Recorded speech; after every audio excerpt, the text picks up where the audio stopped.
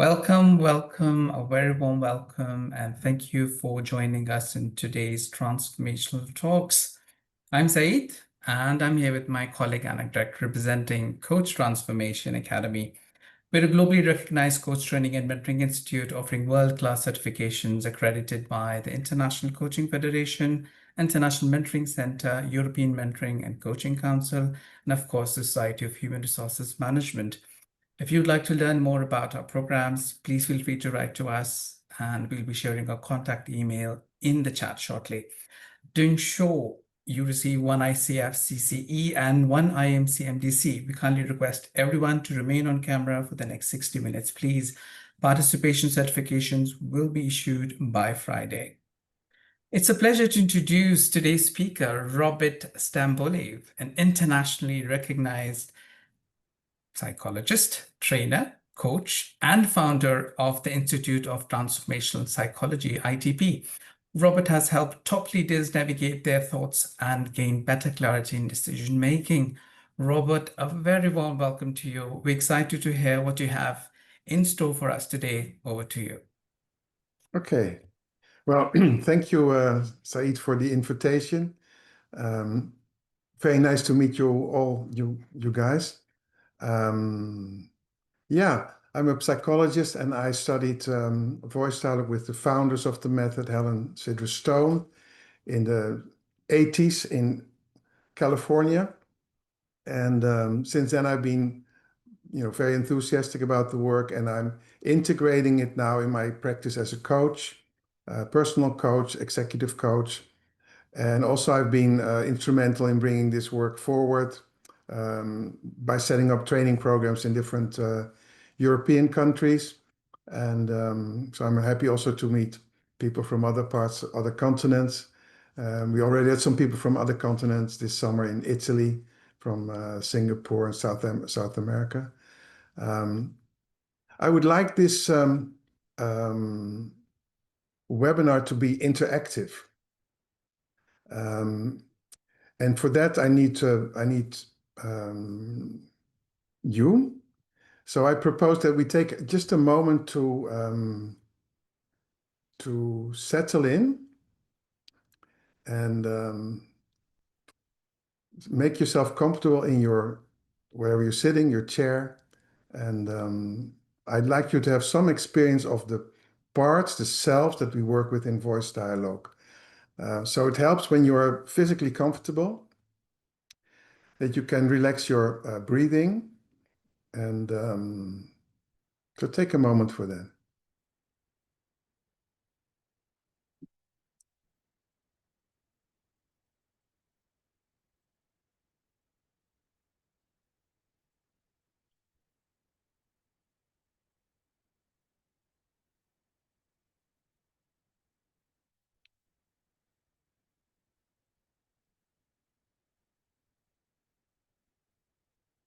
And focus on what you would like, to come out of this webinar.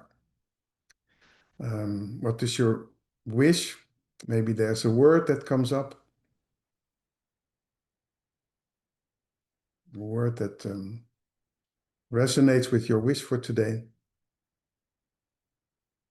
And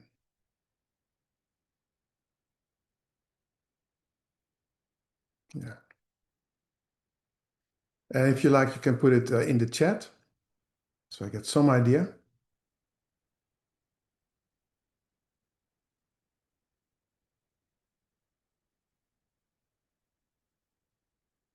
Insight, clarity, perspective, learning, clarity, discover,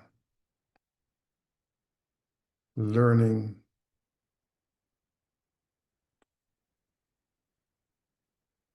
Yeah.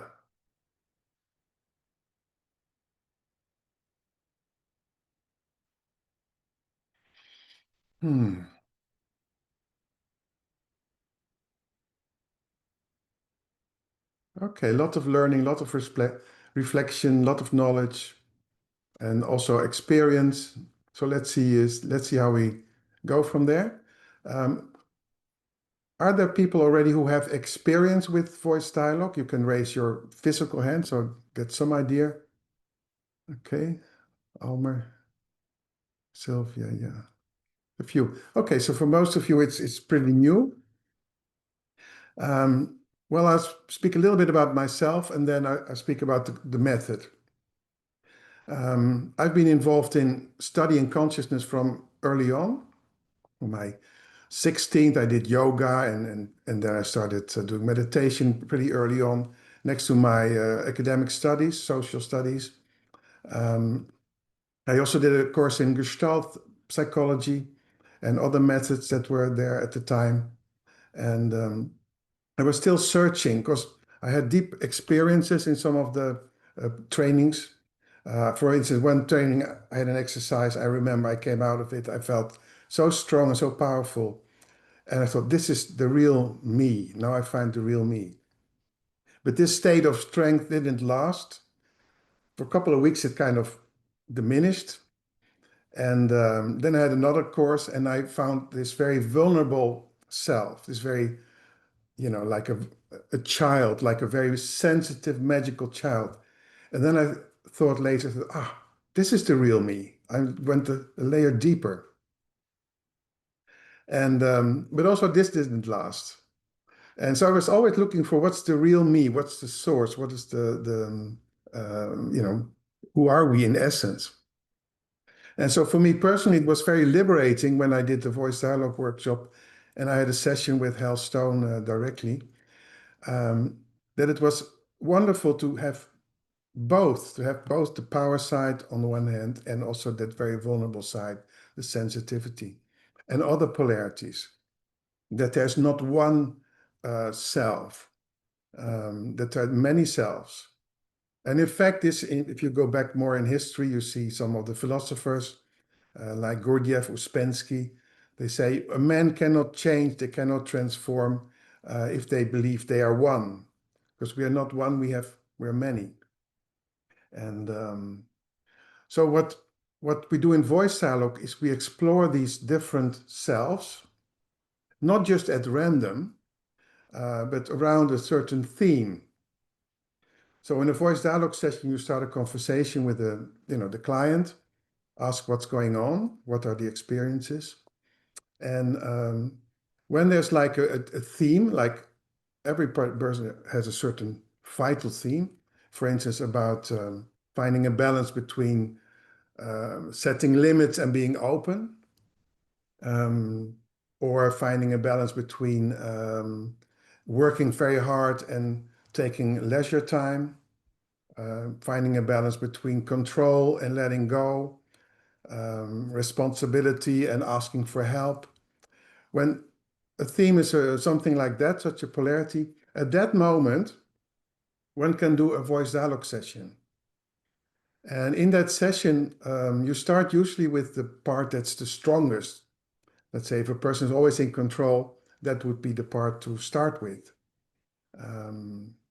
To invite the client to become that controller. And we do a technique where we ask the person to just move to another chair or slightly on the couch to the left or to the right. At that moment, the facilitator, the voice dialogue facilitator, the coach, engages in a conversation with that particular part as if it's a separate self. And this helps the part to fully develop. And you know what? These parts like it to be seen. They like it to be recognized. Say, I'm a part of Robert and I'm glad you see me. I'm his power. And then you engage with the conversation until that part's fully developed. After that, you can ask the part, what does it think? What does it wish about a certain situation that one is dealing with in one's life? When that has become clear, one goes back to the middle, to the part of the middle position, we call the aware ego.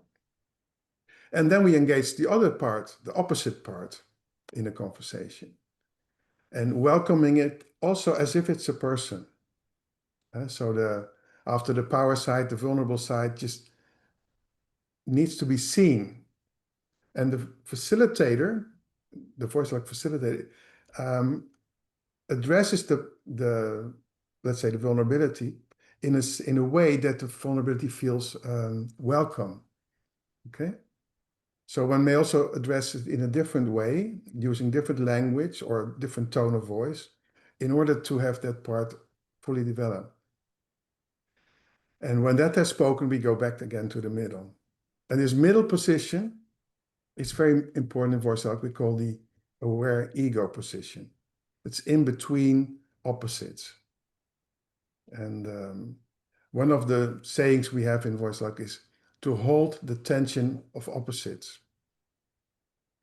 So this is in brief, in a little nutshell, what we do in a 1.5 hour session. These sessions usually last about an hour and a half, 1 hour, an hour and a half, sometimes 2 hours, to fully honor the client and all the different parts there. By the way, I'm fine also if you have a question in the meantime. You don't have to save them all for the end. So in any case, for myself, this worked in a wonderful way, and I found a lot more balance in my own life, in my relationships, in my work. And after that, this work developed and a theory developed, a model we call the consciousness model. And that has 3 levels. The first level, this is the state we call awareness, which you find in a lot of, more Eastern approaches, such as yoga and Buddhistic meditation, but also nowadays in this big wave of mindfulness. The human being has the capacity to be a witness. Yeah, to be a witness, to be present without judgment. And in voice art, that's very important, especially because we work so much with polarities. And people like to have a solution, but sometimes there's no solution in that particular moment. And then it's nice to be able to hold the tension of these 2 very different selves with opposite ideas and to hang in there until there comes a moment, and this is interesting, when you take a little more time, there may come a moment that one feels, wow, this is really what belongs to me. This is like out of this polarity, maybe a third element comes up, a third solution, or maybe one of the 2 feels right. And this we call the psychic fingerprint. So a human being has the capacity to be in touch with something like an essence level. And Sidra Stone described it like a psychic fingerprint. And you can compare that to your PIN code. Yeah? We have your credit card, your PIN code, and the PIN code is your connection with your bank system and the world. So the psychic fingerprint would be your connection with what belongs to you on a deeper level. So if you say, if there's a goal of this work, it's to develop oneself, to become aware of these different selves, and to, by disidentifying from some of the selves that we have developed to survive, to find really this psychic fingerprint, this essence. So that would be a goal. And as some of the teachers said in all kind of traditions, that man is often asleep. We are conditioned. I like very much Krishnamurti. It's a sage from last century. That he says, yeah, the man is asleep, is conditioned. And what do we mean by condition? From the perspective of these selves, you could say that some selves have become so strong in order for us to survive, to adapt. It's becoming a program. And these selves we call in voice art the primary selves. So for instance, when you grow up in a family where it's very important to be very orderly and to be, work hard, be on time, very disciplined.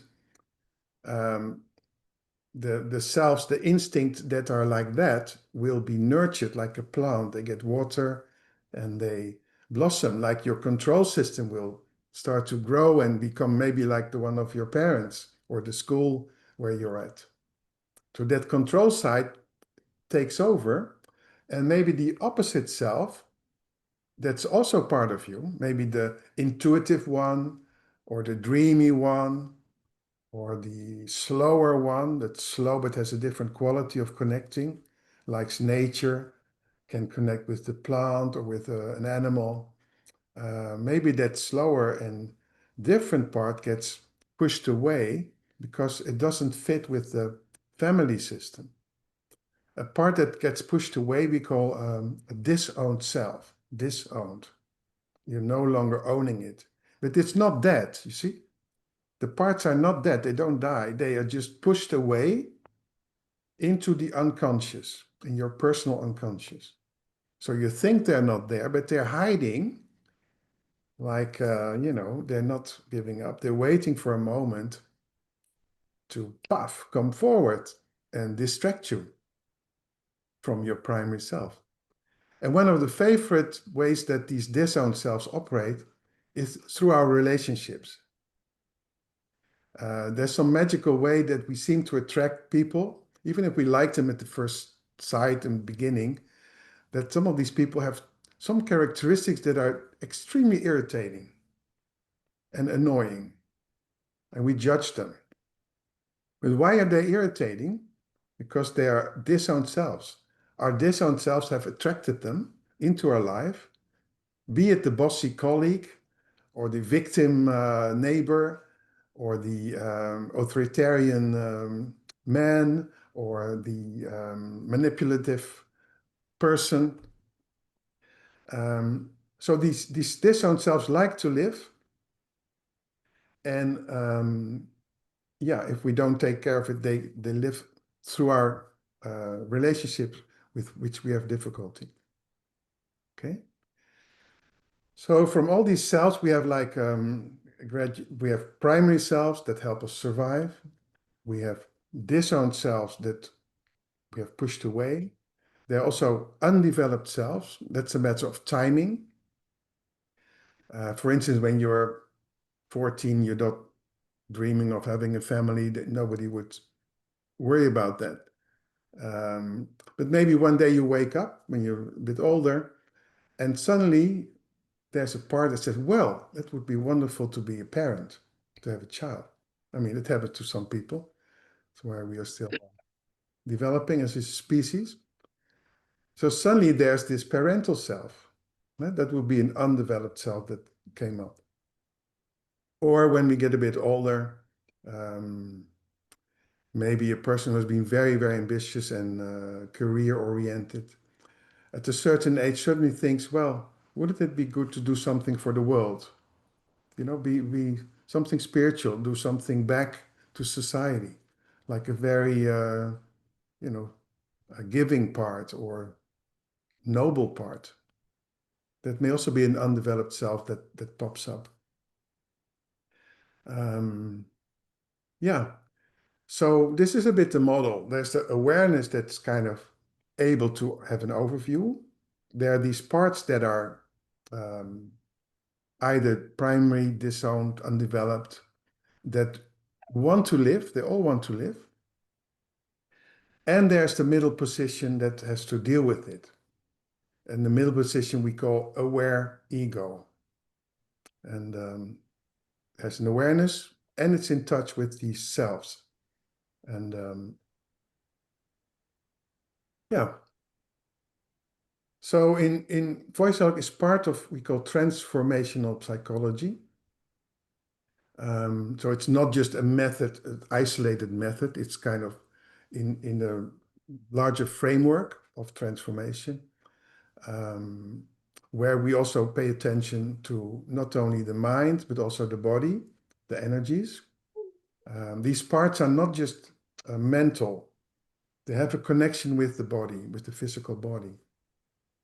And when you do a voice dialogue session, you experience that. And I hope to give you some experience, in this webinar by doing a little experiment we'll do in a moment, that you get some sense of the connection between the sub-personality, the part, and the energy of the part.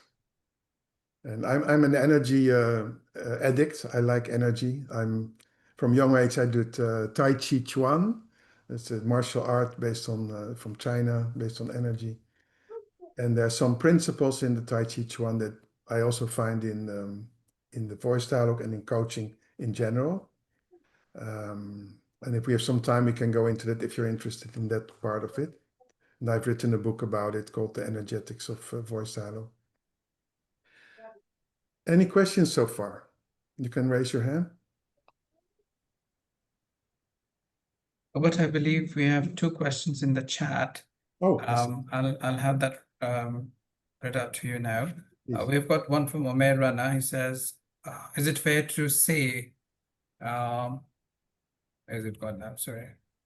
Is it fair to say then we ought to be better aware of our disowned selves and choose which self we wish to be and when and why?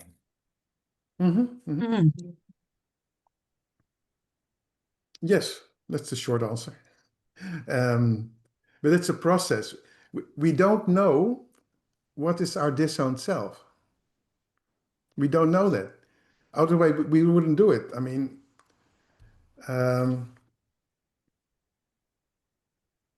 and if you like, I'll do an exercise with you about this, okay? So, and the second question we can do afterward. All right. So take a moment and you can close your eyes if you wish. Just relax your breathing.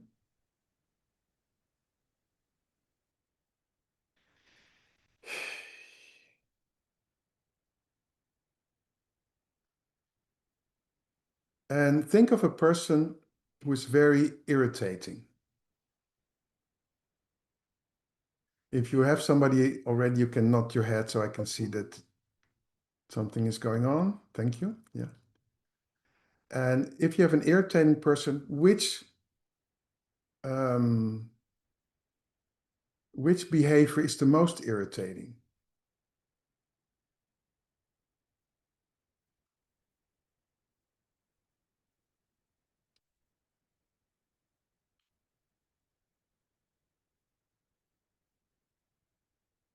And is there a word for that? For that irritating behavior? If you have a word, just nod your head so I can see, or you can raise your, do like this. Yeah. Okay, so you have a word, irritating behavior, you have a word. This is the first part. Then ask yourself, how should this person behave? What is the rule? How should he behave, or he or she, or it, whatever, or them? What's the rule of behavior? Okay.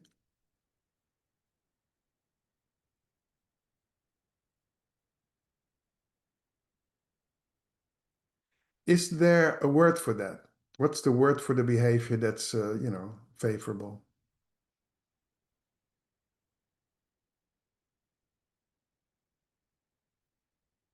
Okay, do you have that? Can you let me know? Yeah. So you have two words now. If you look back at the whole exercise, you have a word how it should be, okay? And you have a word how it should not be. That's irritating, okay? So you have a polarity. The how it should be would be an entrance, you can say an entrance to a primary self, okay? The irritating behavior, how it should not be, that's an entrance to a disowned self, okay? And so the idea is that in the disowned self, there's something for you to learn from that, even if it's bloody irritating. There's some element, some aspect, some energy in that disowned self that's so irritating that maybe if it's done in a slightly less heavy way, it may be something that you can benefit from. Okay? So it may be nice to write down, if you have a polarity, in the chat, you know, primary and disowned, how it should be and how it should not be, the words. I can get an idea where you are with this.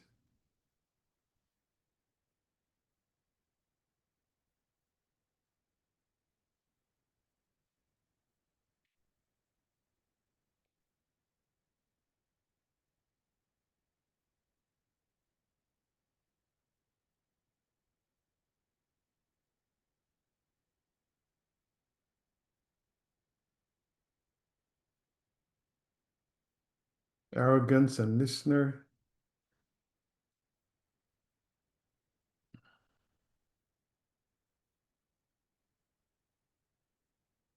Yeah.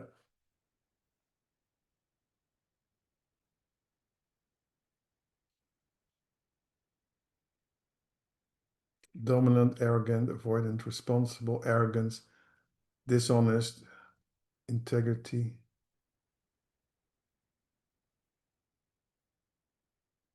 Personal boundaries, insensitive, compassionate.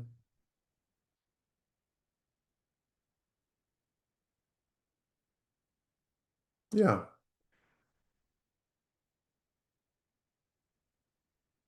Lying, integrity.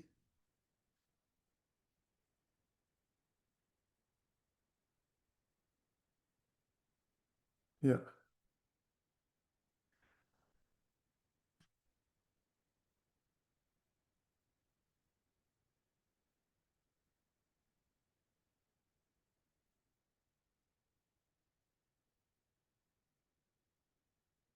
A lot of arrogance, a lot of dominant people. They're irritating, imposing. Ah, yeah, yeah. Well, we're a group of coaches here, right? Yeah, yeah, yeah. Yeah, confrontational.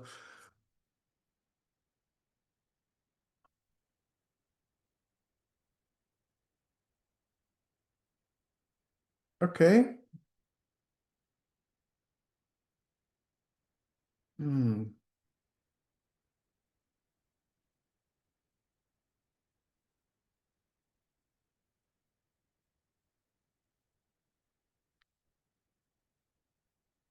Yeah. Okay, so this is about finding disowned selves. And then in voice dialogue, we would go into that more, let's say, you know, quietly and find out what's really, you know, how we can refine it, which selves would be behind it. For instance, if you say lying is a disowned self, huh? Well, we don't want people to start lying, but how can you find something positive in lying? Huh? Maybe being diplomatic or being, so lying, we say, well, we don't want to be lying, but there may be something in it still, a little gold somewhere hidden in that terrible behavior or in that terrible arrogance. So yeah, is this question about the disowned self, you get some clarity? Is anything else about before we go to the next question?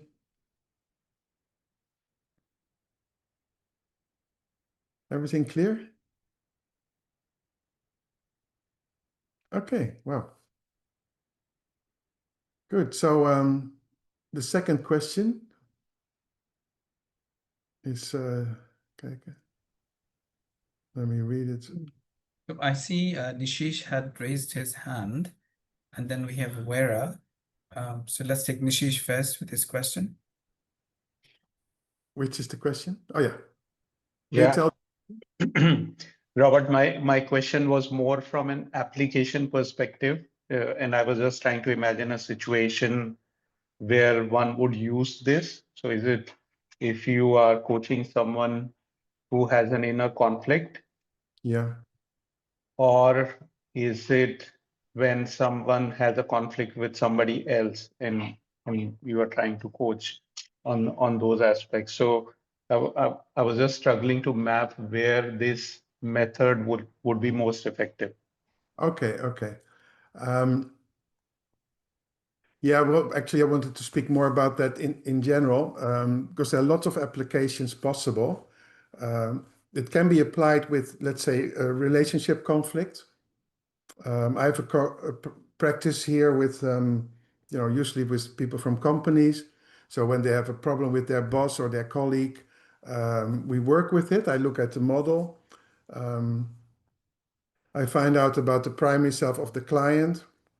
For instance, I had a client who had a problem with this new boss in the government who was very strategic and very, let's say, Machiavellian, like manipulative. And my client was super personal. He was super, very knowledgeable and but very honest and open. And he got this boss that was really a bit slippery. And the boss wanted somebody else in his place. Actually, that was the situation for political reasons. And he was going into the really rage and sadness, and he was ill at home. So I helped him to recognize this, but also to develop the self that was to become aware of his personal primary self. It was always open, always nice, and to learn that it was a part of him, and that was his way of protecting himself when he was in childhood and with his parents.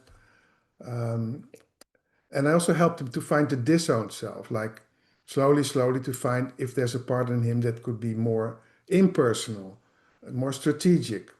We even worked with the Machiavelli in him. It's like an archetype. So, and I had puppets, and he would look at himself and say, well, I need to look at it in a more strategic way and not take it personally.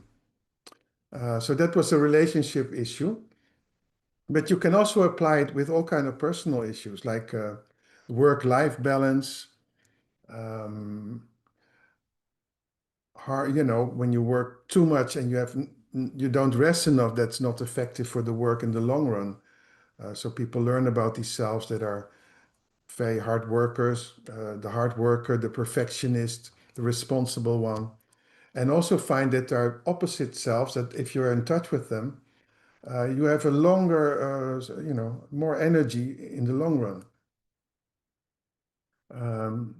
Yeah, but in the actual coaching practice, I don't start with voice dialogue. I start with a conversation with the client to just find out what's going on, you see? Like an open mind and a beginner mind. So what's going on? And tell me. And then at some point in the conversation, it becomes clear where's the most energy and what is the real theme. And only on that moment, when there's a polarity, you can say, okay, when there's a polarity, there's some parts involved. And then you do voice dialogue, but it's not, maybe not in the first session, maybe the later, second one or third one. Yeah, just help answer the question. It does. Thank you. Okay.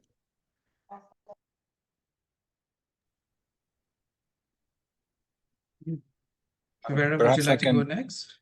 Yeah, since we had to imagine the irritating person ourselves, I'm assuming that we were discovering our own selves.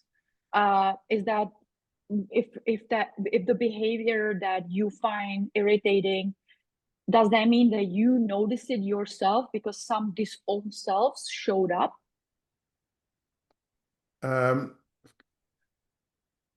The exercise starts with your irritation. Most people don't realize that they're irritated by a disowned self. They just think that person is, terrible and so and so. But this is like, in this exercise, we use the outer world as a mirror to find our own reflection in it. And the fact that you're irritated means that there's some charge around it. And it doesn't, my thesis is not that you should like what everybody's doing. I absolutely not. But it's to find the charge. When there's a charge by a disowned self, you're much less effective. let's say if you're in politics and you are for a Democratic Party and you don't like the authoritarian party, I'm not saying you should become an authoritarian person, but you should know that authoritarian part in yourself to better deal with it more effectively and still, pursue your own psychic fingerprint, your own wish. And this is wonderful work. I'm also a relationship therapist. People come here with couples, and with couples, they usually have a certain primary selves in common. They both like to read or go to the theater or like good food or a nice wine or whatever. But there may be a few opposite parts. One is slow, the other one fast. One is very personal, the other one more limited. And if people don't watch it carefully, then it can polarize. Then the limit person is getting more and more severe, and the other one is getting nicer and nicer, and that's exhausting in the end. So people can learn from each other, couples can learn from each other, you can learn from your enemies, and yeah. A little later down, I hope to maybe do a short demo with someone who already knows the work, that you get an idea of a session. But for now, are there other questions? Yes, sir, please go ahead.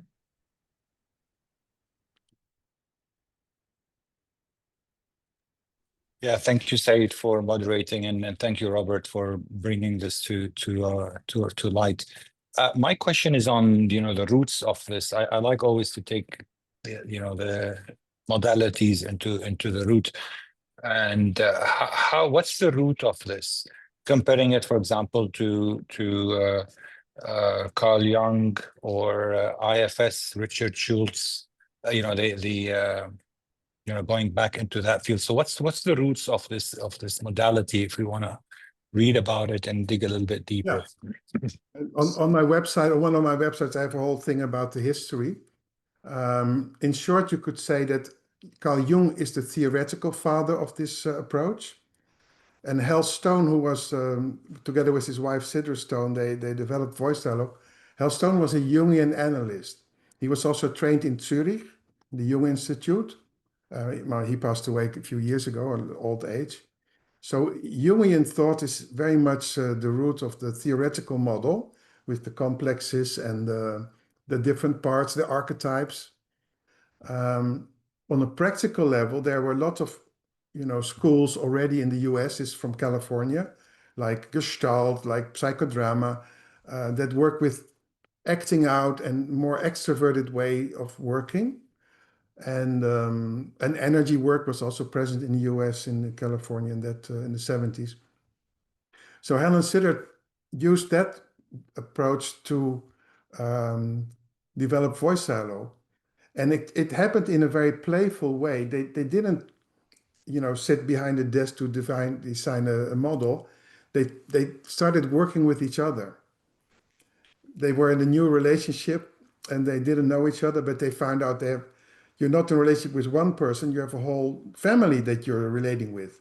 A nice woman, a professional woman, I'm talking now from the perspective of Hal, but a very vulnerable child, but a very powerful one, a matriarch, and vice versa. Hal is not one person. And they were both experienced with a relationship that goes sour. They had both a previous relationship that went sour, and both therapists wanted to maintain a healthy relationship. And that's how they started talking to these parts in each other. So it developed very organically. And then they applied it to their clients and patients.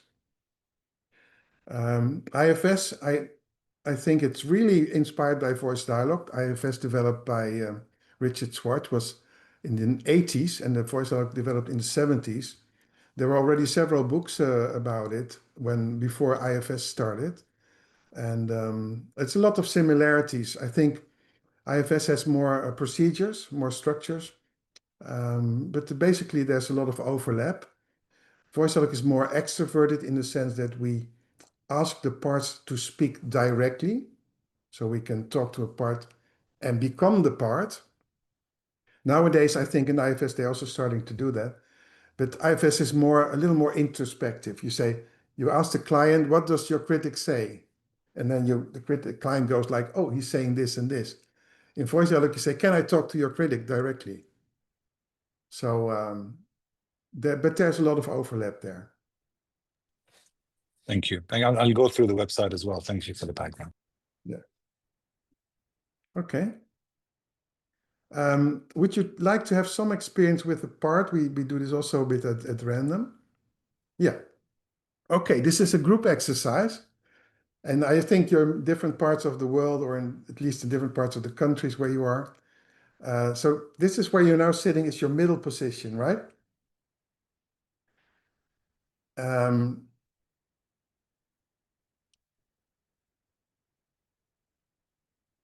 And this is where we will come back to. Okay, so in your middle position, see if you can relax here, relax your breathing and all that.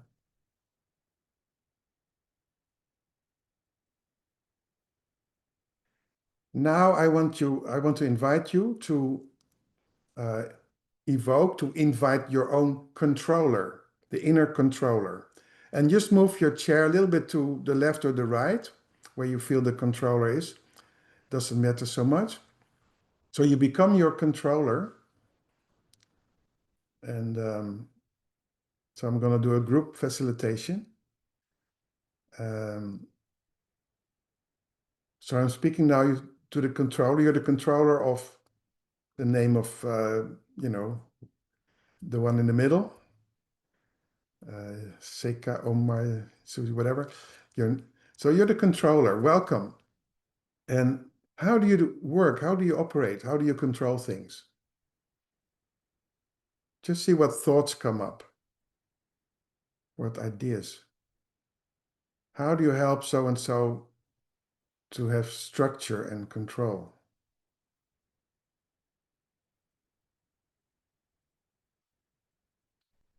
Yeah. If you wish, you can write some of these words in the chat.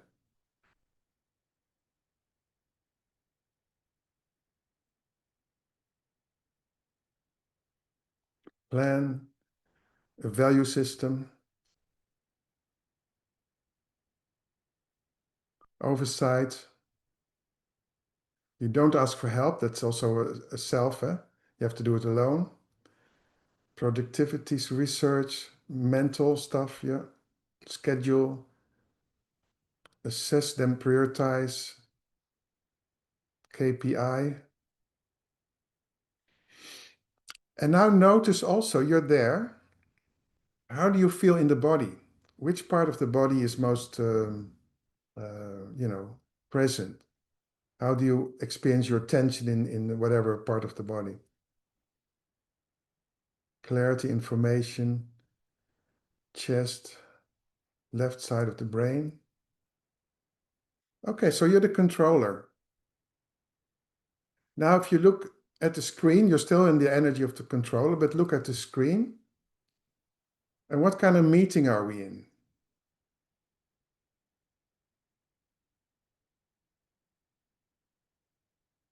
Just, It's also heart, solar plexus, formal. So in the voice dialogue session, if you are the client, the facilitator, I would go on like, welcome, tell me, how do you operate? What do you do? How do you do it? So to get to know you as a part of the client. And this we would do like for 20 minutes or something. And then we can say, well, what's your role? How is so-and-so doing? Are you comfortable with what he's doing, or there's some unfinished business stuff? Then afterward, we look at the relationship with the client, with the middle position. Okay. Yeah, so feel the body. And now I want to ask you to move back to the middle, to let go of the controller. And in the middle, just feel the difference. Just take a moment, breathe, feel the ground. See if there's any difference there. And physically, where would you feel different in the body? Just feel it.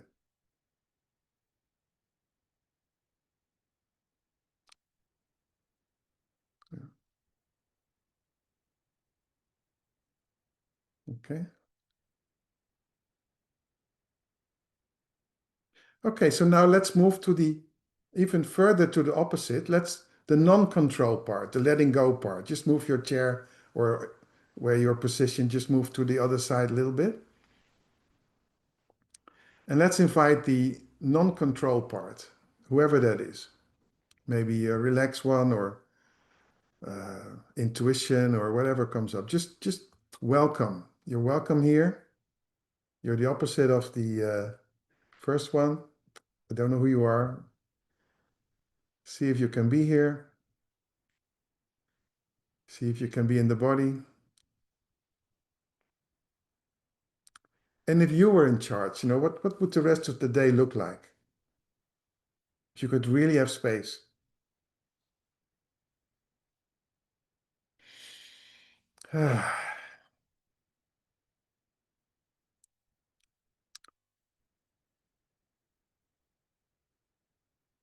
Fun, no responsibility,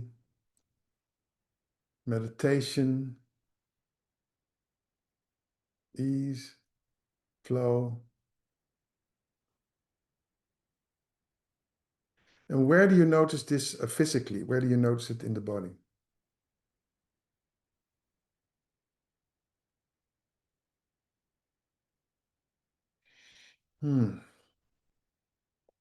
And if you talk to you as a part of so-and-so, do you get enough space in her or his life? If you had 2 days in the coming week just for you, what would that look like?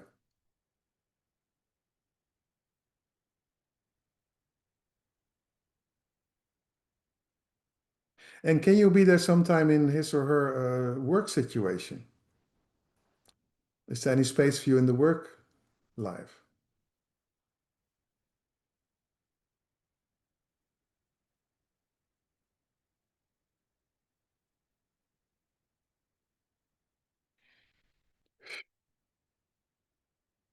Do you have a message for the client, for him or her? What do you want the client to know?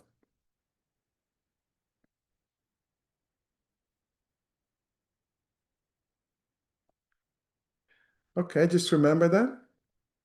And then go back to the middle.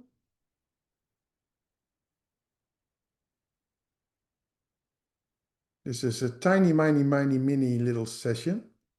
So feel the middle here between these two.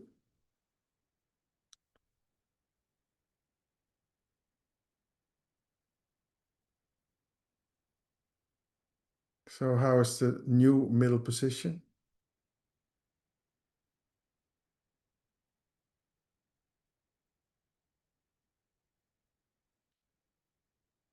Okay. If you like, we can do 2 more.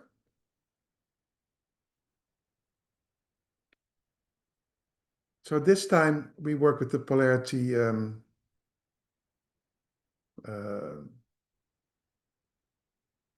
being very much pleasing. Well, but the other one is a surprise.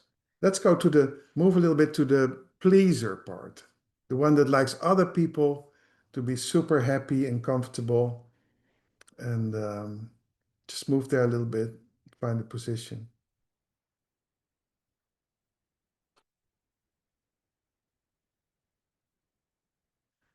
Yeah, welcome. You're also part of so-and-so. And what's important for you? What do you like? So just see normally in the voice dialogue session, we would have a conversation, but now just see the thoughts that come up. And so what is important for you? Pleaser. And if you're there around when so-and-so is seeing other people, what do you do?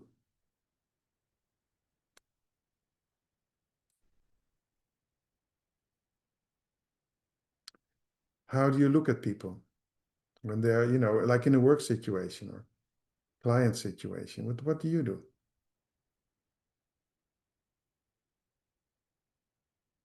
And which aspects do you use? Do you use your mind? Do you use your, if it's a physical thing, how does it work physically?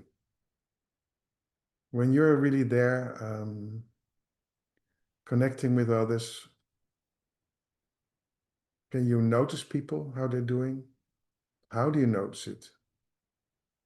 Is it by the mind or is it also feeling? Just how do you do it?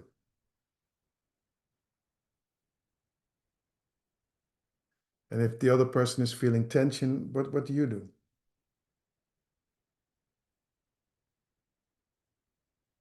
Yeah. And in the personal life of so-and-so, how much are you there? You have a lot of space in his or her life or not?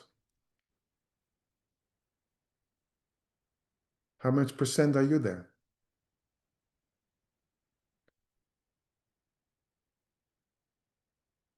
Yeah. Yeah, so just feel that, the pleaser. And if you look at the screen now, what kind of meeting is this? How do you feel the energy coming from the group? Safe space, reflective.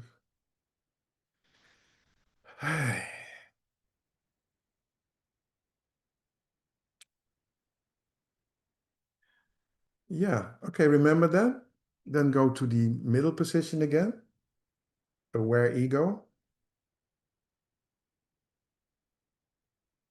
Just feel if there's any difference.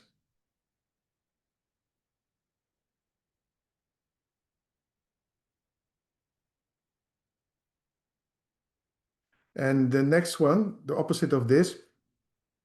In any case, whatever I propose, see if it fits for you. If you don't like it, don't worry, don't do it then. But I would like you to move to the opposite of the pleaser. Let's say more selfish part.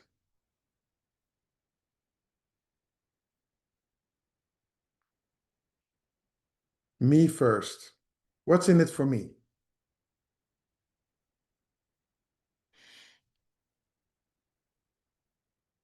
And notice if you can feel that part, how it resonates in the body. And what would that part like to do? If you had 2 days for yourself, what's the wish of that part?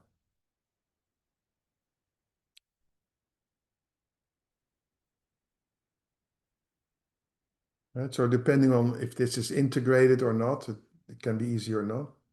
Some go to the beach. Yes, wow. Focus on myself, self-care, self-strength. Where do you feel it in the body? Where do you feel this part physically? Which center would be there? Mm-hmm.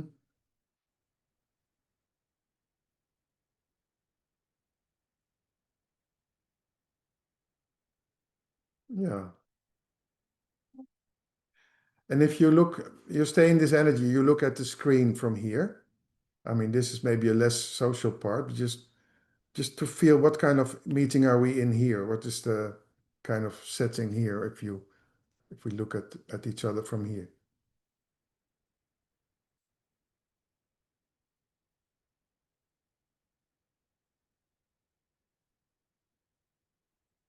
Mm-hmm.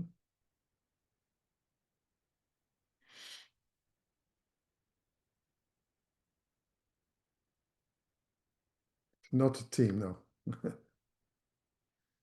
Yeah. Okay, just remember this and go back to the middle.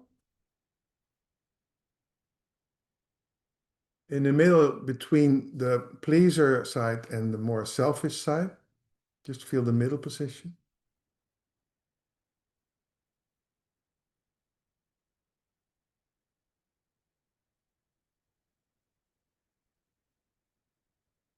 How is that?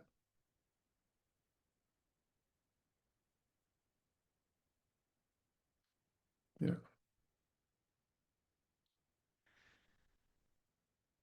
In voice dialogue, we also have a self which we find important.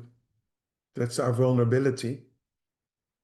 And that would also be a self one can address. But we won't do that from a different position, just from here, from where you're now sitting in the middle. Can you feel somewhere yourself, your sensitivity, your vulnerability? Do you have a connection with that?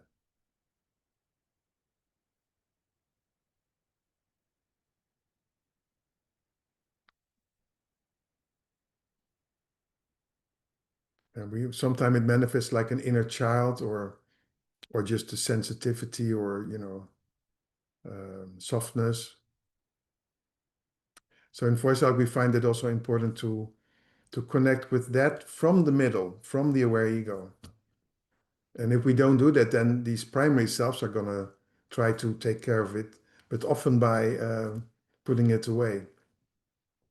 So one of the goals is to do it consciously from the middle, to establish a relationship with that inner child, that sensitive side. And that's also connected to our psychic fingerprint, by the way. If this part can be really there in a safe way, in a grounded way, but that may be a topic for personal development. But I just wanted to include that one as well. Yeah.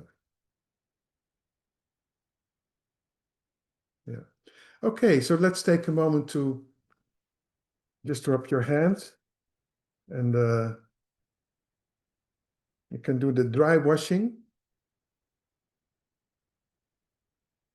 Even if this was a short exercise, it may turn things in motion. And I notice time is moving. Do you want to share something? Any questions about this last few exercises? Yeah, Sophia? Good evening, everybody. Thank you very much for the insightful information. But during the exercise, there's a lot of energy shifting that I felt. When you said just take the wash, I felt like there's a lot of energy coming out.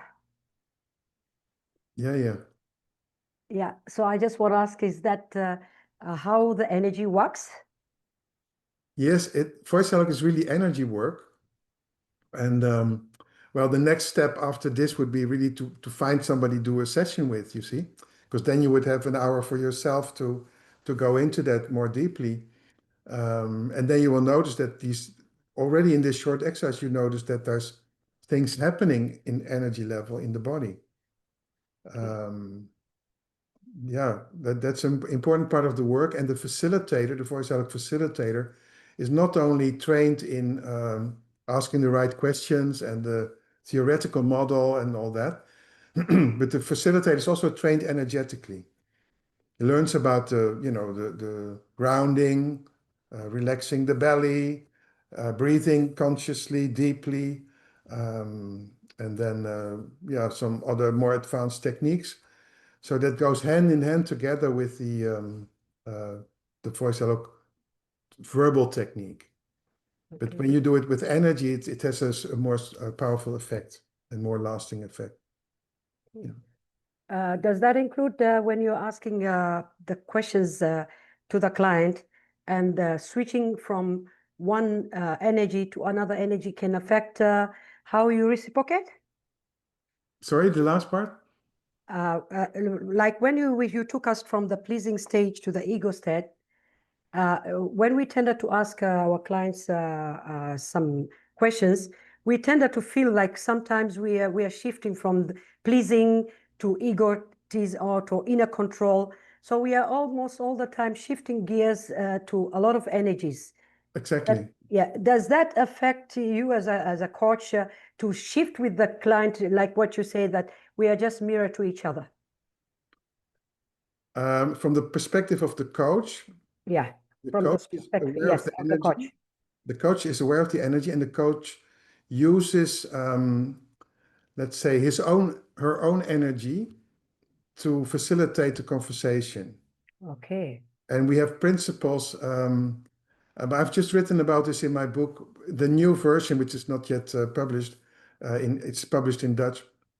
It's about the energetics aspect, and we say the coach learns to resonate. It means for the coach's own energies are activated by meeting a client. Okay. This is, by the way, something that happens all the time in any meeting, but one learns to recognize that, oh, I'm affected by the client's energy, and how, in what way, which parts of me resonate.